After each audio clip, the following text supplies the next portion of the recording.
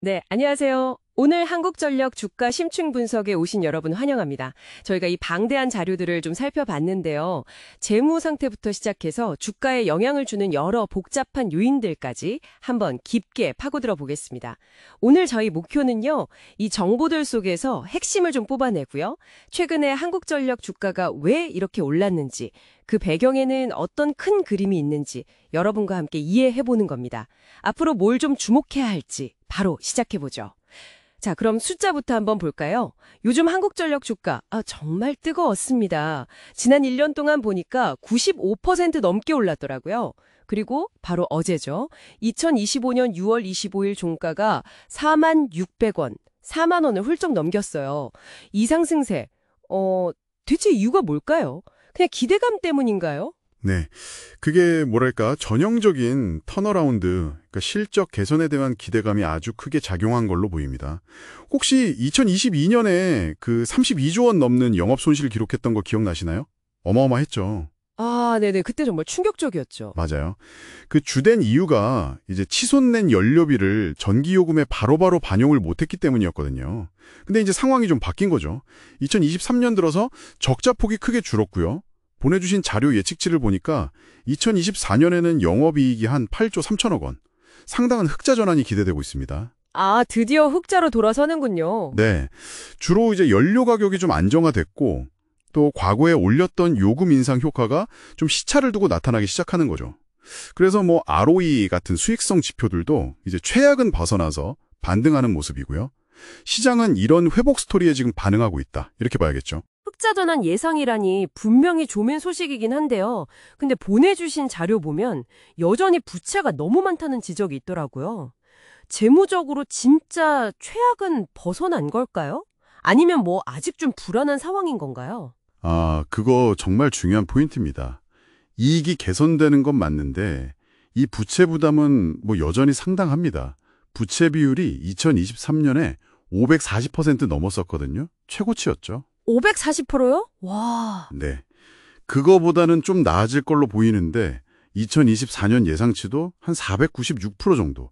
여전히 아주 높은 수준이죠. 거의 500%에 육박하네요. 그렇죠. 이게 의미하는 건 금리가 조금만 올라도 재무 부담이 확 늘어날 수 있다는 거예요. 좀 취약한 구조인 거죠. 그렇군요. 이 부채 문제를 생각하면 결국 정부 역할, 그러니까 규제 문제를 또 안 짚고 넘어갈 수가 없겠네요. 공기업이니까요. 맞습니다. 정부가 전기요금을 사실상 통제하잖아요. 자료에도 나와 있듯이 최근에 2025년 3분기 전기요금 동결하기로 한 결정, 이게 딱 보여주는 거죠. 물가 안정이라는 정부 목표랑 또 한전 입장에서는 재무 건전성을 챙겨야 하는 그 필요성 사이에서 계속 줄다리기를 하고 있는 겁니다. 네. 이런 규제 때문에 한전이 뭐 순수하게 시장 논리대로만 움직이기는 좀 어렵죠. 그 지점이 진짜 흥미로운 것 같아요. 겉으로는 좀 나아지는 것 같은데 속으로는 여전히 큰 부담이랑 제약이 있다는 거군요. 그럼 그 실적 개선의 동력이었던 연료비 문제, 이건 이제 좀 안심해도 되는 건가요? 아니면 아직도 이게 핵심 변수일까요? 연료비는 뭐 여전히 핵심 변수이면서 동시에 리스크 요인입니다. 아시다시피 한전은 발전 연료 거의 다 수입하잖아요. 그러니까 국제유가나 천연가스 가격이 오르내리는 거에 그냥 바로 영향을 받아요. 그렇죠. 외부 요인이 크죠. 네. 거기다 뭐 중동 정세 불안 같은 지정학적 리스크는 예측도 어렵고요. 최근에 좀 안정됐다고는 해도 예전에 그 석탄 가격 예측 잘못해서 엄청난 손실 봤던 거 생각하면 절대 가볍게 볼 수는 없습니다. 하긴 그랬었죠. 근데 자료 보니까 또 새로운 위험 요인 같은 것도 있던데요. 뭐 공시 문제라던가 AI 수요 급증 이런 거요? 네, 그것도 주목해야 합니다. 하나는 이제 해외에서 돈 빌릴 때 기후 관련 위험 공시를 좀 축소한 거 아니냐는 의혹. 싱가포르 거래소에 신고된 건데요.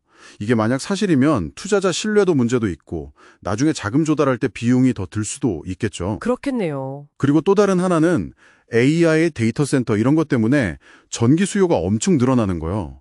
이건 당장 한전이 관리하는 전력망 인프라에 부담을 주는 현실적인 문제입니다. 어떻게 확충해 나갈 거냐? 이게 과제죠. 그렇군요. 위험 요인들도 만만치 않네요. 자, 그럼 이제 좀 미래를 향한 움직임에 대해서 얘기를 해볼까요? 보고서에서 정부 에너지 정책 변화를 되게 중요하게 다루더라고요. 네, 맞습니다. 이 부분이 어쩌면 지금 한전 주가에 가장 큰 영향을 주는 요인일 수도 있어요. 정부가 이제 예전에 탈원전 정책에서 좀 벗어나서 원자력 발전을 다시 좀 키우고 강화하는 쪽으로 에너지 믹스를 바꾸고 있거든요. 아, 방향 전환이군요. 그렇죠. 이게 원전 비중이 높은 한전에게는 좀 구조적인 호재가 될 수 있다는 기대감이 있는 겁니다. 특히 최근에 그 체코 원전 사업 우선 협상 대상자로 선정된 거, 이런 해외 원전 수주 기대감이랑 또 국내에 새로 원전 짓는다는 계획 같은 게 맞물리면서 네네. 한전에 어떤 새로운 성장 동력이 생기는 거 아니냐? 이런 기대가 커지고 있는 거죠. 시장에서는 이걸 최근 주가 상승의 주요 이유 중 하나로 보고 있는 것 같아요. 원전 말은 좀 뭐고 수소라던가 신재생 에너지 이런 미래 에너지 투자 계획도 있던데요. 아, 네. 그건 이제 좀 더 장기적인 관점의 전략이죠. 에너지 전환 시대를 대비하는 겁니다.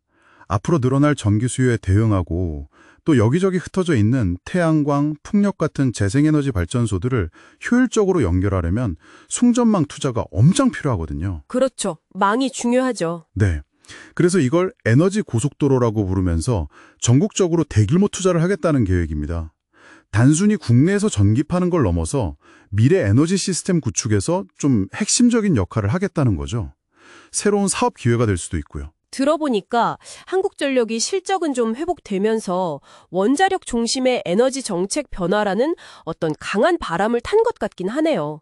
근데 동시에 여전히 엄청난 부채, 정부 규제, 또 언제 튈지 모르는 연료비, 이런 현실적인 제약 속에서 좀 아슬아슬하게 균형을 잡아야 하는 상황인 것 같고요. 네, 정확히 보셨습니다. 안정적으로 전기를 공급해야 한다는 공기업 본연의 역할과 또 수익성도 개선하고 미래 성장도 해야 하는 기업으로서의 필요, 이 사이에서 균형점을 찾는 게 정말 어려운 과제죠. 앞으로 정부 정책이 구체적으로 어떻게 실행되는지, 또 국제 연료 시장이 계속 안정될 건지, 그리고 말씀드린 해외 원전 수주나 에너지 고속도로 같은 신사업이 잘 될 건지, 이런 것들이 정말 중요할 겁니다. 정말 고려해야 할 게 한두 가지가 아니네요. 오늘 저희가 분석한 이 자료들을 바탕으로 마지막으로 이런 질문 한번 던져보고 싶습니다.